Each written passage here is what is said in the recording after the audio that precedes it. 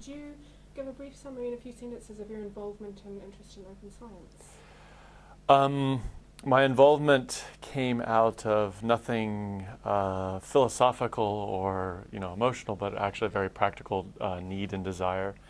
As a cell biologist, we use microscopes. We take a large amount of image data, and the need to be able to work with that data and to use it to do the experiments we wanted to do, started driving this whole effort. And so we started the open microscopy environment not with any sort of lofty philosophical goals, but just a very practical goal to be able to build tools that would allow us to deal with the data that we were generating. And nothing more idealistic than that, I have to say. So can you say a bit more about that? The problem? Microscopy? It's about the open microscopy environment. Okay, so cell biology, developmental biology, biomedical sciences, imaging is used throughout all of these domains, and it's used as an assay. So you're taking an image of me now. That is a picture. We use similar technology to take pictures of cells. However, the detectors we use, the way we capture the images are very, very different. And most importantly, we capture those images in a way that means we can make measurements. So the differences between the individual pixel elements are quantitative measurements. What that means is we can use those images to measure how cells respond, how tissues change, how organisms are developing, how they respond to drugs, what happens when we change certain genes, etc. So we use imaging as a measurement. You combine that point with an awful lot of robotics and automation, and we collect an enormous amount of image data. And here at the College of Life Sciences at Dundee, we have something on the order of about 20 high-end digital microscope systems that are used for all sorts of different purposes. On an average week, we have about 1 terabyte of new image data that we have to store. So that means that somebody who is a cell biologist who is trained to look at cells and try to understand how they work has to become also, to some extent at least, a data scientist, someone who has to understand how to deal with that data and analyze that data and use it to generate understanding. So going back to about 2000, Peter Sorger, who was a colleague of mine, and when we were students at UC San Francisco, we were talking about this problem, and we thought, well, other people are developing new tools for microscopes, and other people were developing new analysis tools. We'll develop tools to handle the data. That was a fairly naive idea because we had no idea what we were talking about. But years went by, a lot of work went by, a lot of great people joined the team, and we started building these tools to access large, complex, heterogeneous data sets, and that's what we do.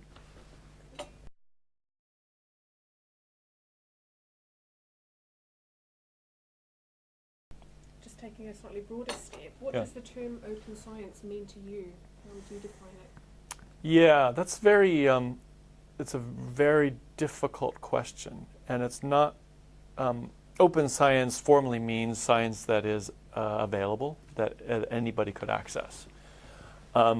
So for example, in the open microscopy environment, we release all of our software more or less as we generate it. It is available to the public. To anyone in the world can access what we're doing.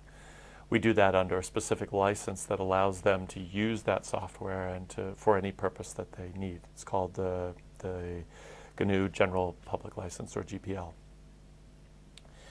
That's different than, say, the way scientific research goes in my laboratory, where and many other laboratories here at Dundee and elsewhere, where our very dedicated students and postdocs will work for many years on a problem. often not telling too many people about what they're doing because by its nature it is somewhat competitive. However, when we publish that, when we finally do publish the results of that work, open science will mean that that the paper is openly available, that the figures are available, and ideally that the data that underlies those figures is also available.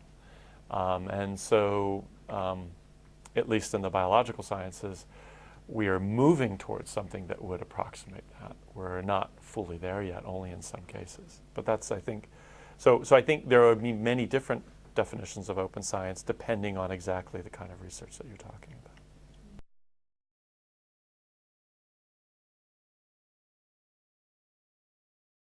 So it sounds like you're kind of towards the making the data open end of the spectrum, not so much the open notebook. So yeah, so I would define it as making the final report on that project open. Now that's not to say that if we define it as open notebook, that is, you know, what a student is doing day to day in the lab. Making that open would be terrific, and I actually think I would love my students to be able to do that. I would love for them to be able to get feedback, to interact with their colleagues all over the world. Wouldn't it be terrific if someone a scientist from Japan, you know, wrote in and said, hey, you know, I see what you're doing and that's great. I've got an idea that might help you. That would be lovely. The fact of the matter is our funding mechanisms currently and our career progression mechanisms and our publication mechanisms completely arbitrate against that. So if my students were to do that, or if any students were to do that, their future career progress would almost certainly be severely hampered, if not completely prohibited. And so I think in the current model, we can talk about, for example, open software and open tools, and we can talk about open publication and open data upon publication. Those things are easy to think about within the current model. Only if we substantially change how we understand our career progression, our funding mechanisms, would we be able to really think about a truly open, you know, completely open scientific practice. Would it be lovely and terrific and energizing? Almost certainly. Is it necessary? It's very hard to know. As someone who participates pretty heavily in the peer review process, it's not an ideal process. It's got lots of problems. But boy, it really produces great science, and it's the best. It's one of it. Just like there's this cliche that you know, democracy is an awful governmental mechanism, except for all the other ones. Similarly, I think peer review sort of operates fairly similar. It is not ideal. There's lots of things wrong with it, but it is far, far superior than anything else that we have. So it's a little tricky. Regard.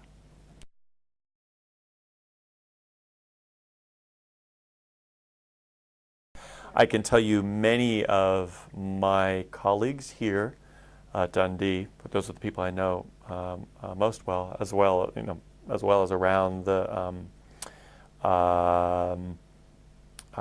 just, you know, throughout the field, take very seriously this mission to serve the public. I think the one that, for me, when I came to Dundee, soon after I came to Dundee, I was talking with Sir David Lane, and just asked David, David, what do you want to do with all this? And he was, very clear. I want to cure cancer.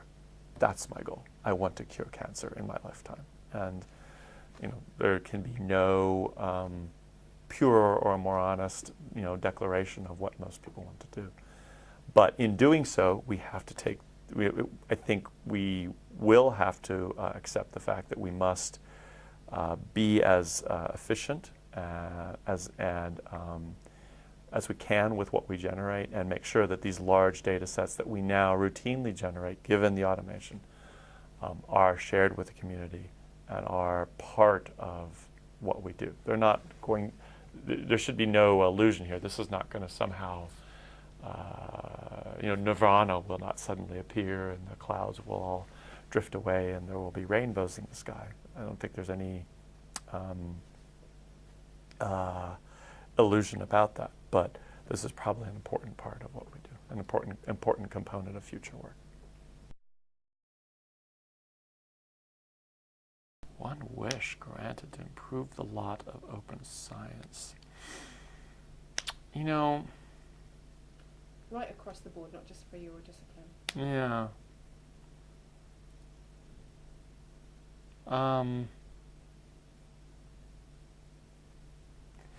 I should have read this before. It's very, very hard.